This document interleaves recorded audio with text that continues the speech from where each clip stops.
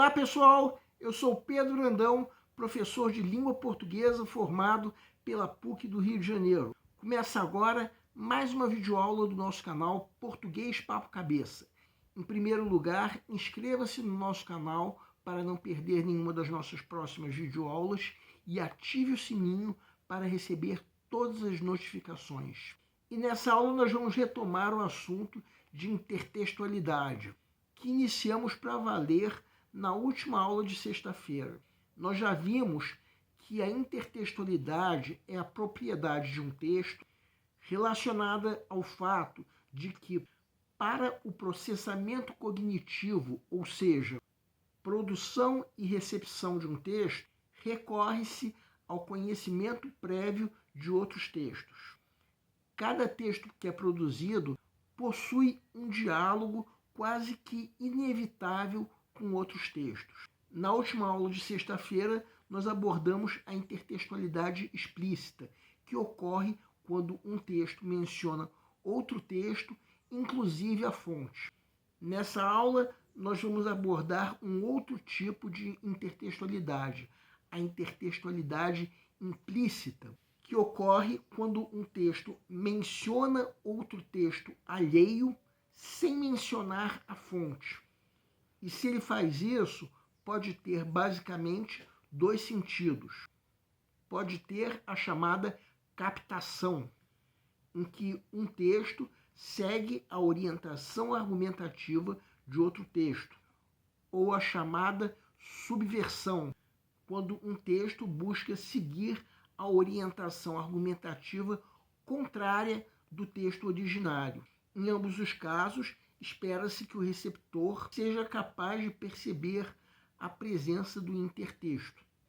Também em ambos os casos, ocorre uma coisa que também ocorre na intertextualidade explícita, a mudança da força ilocucionária. Ou seja, a intenção do emissor já não é a mesma do texto anteriormente produzido com o qual ele dialoga. Sendo que nessa aula nós vamos estudar o primeiro tipo de intertextualidade implícita, que é a captação, que ocorre quando um texto menciona um texto alheio sem mencionar a fonte, no sentido de concordar com o texto originário, pelo menos seguindo a orientação argumentativa. Vamos entender. Segue um quadro. Vejam esse trecho da música Mania de Você, de Rita Lee e Roberto de Carvalho.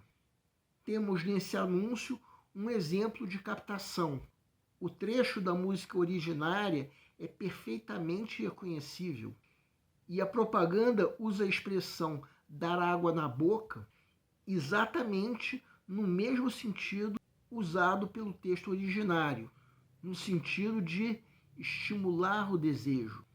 E como nós também dissemos, existe aí uma mudança da força ilocucionária, ou seja, a intenção do emissor, no caso, a propaganda, agora é vender um produto, não mais expressar o desejo que a letra da música expressava. Perceberam como ocorre esse tipo de intertextualidade implícita? Agora convém lembrar alguns casos em que a captação ocorre de maneira irregular e ilegal, os chamados plágios, em que se segue a orientação argumentativa do enunciado originário, mas se esperando que o receptor não o reconheça, pensando-se que o novo autor é que criou o texto. Bem, de qualquer maneira, nessa videoaula nós abordamos o primeiro tipo de intertextualidade implícita, a captação. E na próxima aula de sexta-feira nós abordaremos o segundo tipo, que é a subversão. Aguardem! O nosso canal Português Papo Cabeça antigamente se chamava Aprenda a Língua Portuguesa.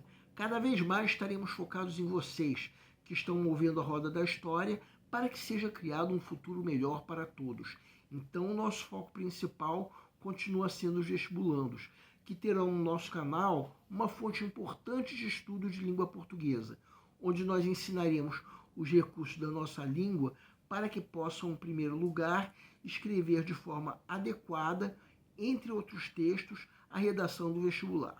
Em segundo lugar, para que possam interpretar textos de forma adequada, não apenas numa prova de vestibular ou concurso, mas também na leitura de textos que ajudarão vocês a se manterem atualizados. Cada vez mais, nós teremos no nosso canal um Papo Cabeça. Ensinaremos nossa língua sim, mas de forma a estimular a inteligência que nasceu dentro de vocês e que precisa ser estimulada. E a missão do nosso canal é melhorar cada vez mais. Então vocês podem usar tanto o nosso e-mail quanto a nossa fanpage do Facebook para fazerem qualquer comentário, elogio, crítica ou ainda reclamação sobre as nossas videoaulas. E vocês também podem usar tanto o nosso e-mail quanto a nossa fanpage para pedirem para esclarecer qualquer dúvida que vocês tenham sobre a matéria. E nós agradecemos a todos vocês que estão assistindo nossas videoaulas. Em especial, nós agradecemos a todos vocês que estão compartilhando nossas videoaulas com outras pessoas. Muito obrigado porque vocês estão ajudando o nosso canal a ser feito. Pedimos ainda que deixem um like. Muito obrigado e aguardem nossa próxima aula.